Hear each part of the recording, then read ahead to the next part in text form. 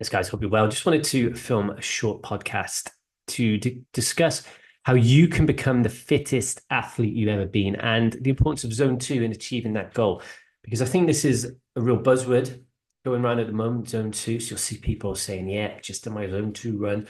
But I don't think enough people fully understand the reasoning around why they do it and how it ties into them becoming stronger, fitter, healthier individuals. So let me explain. When we are looking to become the fittest we can possibly be, essentially, what we're trying to do is raise the distance between our resting heart rate and our max heart rate. Now, if we can have a bigger gap between resting and max, that is going to give us a lower starting point and more room to push harder before we max out, essentially. That's it in a nutshell. Now, the problem is too many people think that in order to achieve that, it requires working hard and fast, right? It kind of makes sense, doesn't it? But in actual fact, when we spend too much time at our max heart rate or close to max heart rate, so our zone five, yeah, we can make small improvements in our max heart rate. We will see some pretty fast fitness gains, but it's limited. It's limited. We can only go so far with it. Okay. We can only raise the roof so far. And also, as well, training in this zone comes at a massive cost.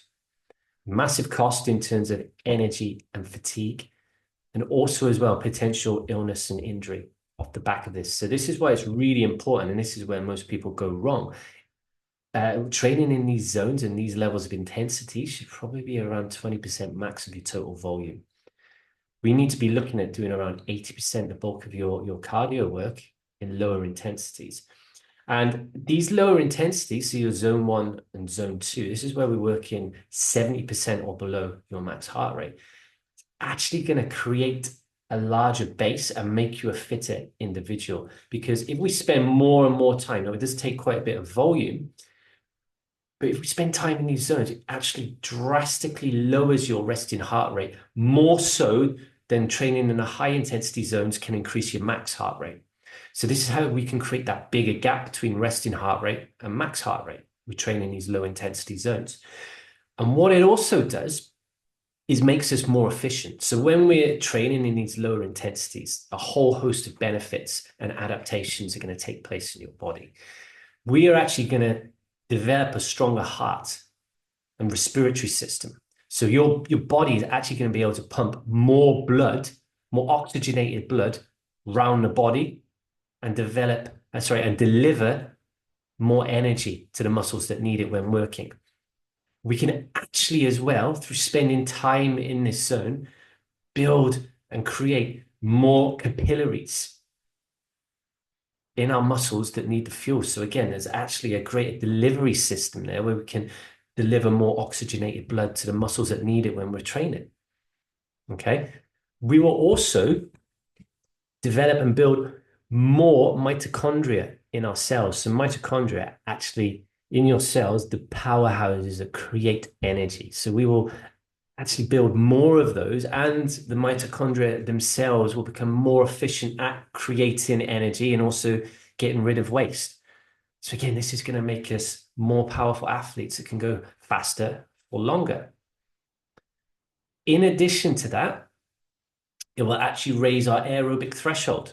So the point at which we start fatiguing, the point at which we start accumulating lactate. So if we can spend more time in zone one and zone two, we're going to become really efficient individuals at delivering and creating energy when needed.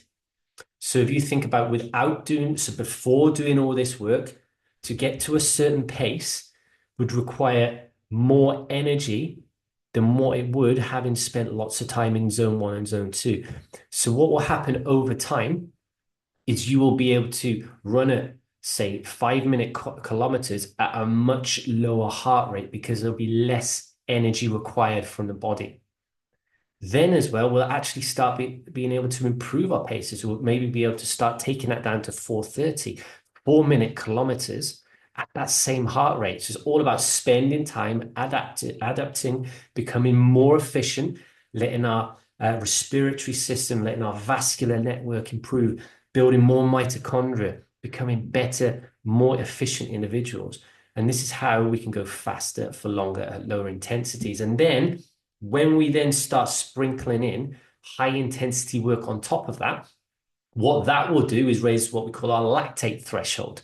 So the point at which you'll know that feeling where you've got that real burn, your heart and lungs are killing, and you know you can't sustain that pace for long. That point will now get closer to your max heart rate. So it means when we tie the both together, so the bulk of our zone 1, zone 2, 80% of our total cardio volume, plus short amount of intervals, high intensity work sprinkled on top, we now have the ability to go much harder for much longer and fatigue much later. And that's how we become really fit individuals. Hopefully that makes sense. So think about this next time you're doing your zone 2 run. Yes, it might feel slow. It might feel like it's not really doing anything. But underneath the surface, what it's doing is making you a far more efficient individual at developing and delivering energy to your body. So we need to spend time in it. Be patient because it does take time and you have to be willing to trust the process. It will pay off. So don't think that going harder is always better. It's really not. We need to save that for the right times. The magic really does lie in the low intensity cardio work. Hope that helps. If you've got any questions at all, please fire them over. I'll be more than happy to discuss this in more depth.